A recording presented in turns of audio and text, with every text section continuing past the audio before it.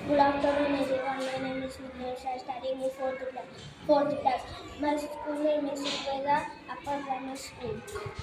అర్థాలనా వీరుల పరాక్రమవంతులం మాత తల్లి వీరుల ధైర్యవంతులం సమత సమానత్వం పౌరులు ప్రజలు ఆచారం సంప్రదాయం స్వేచ్ఛ శాసనీయం సంహరించు చంపు వైరి శత్రువు పతాకం జెండా హిమశైలం హిమాలయ పర్వతం పాదపీఠం పాదాల కింద పీఠ త్యాగదనులు త్యాగవేదనలో గెలిపారు.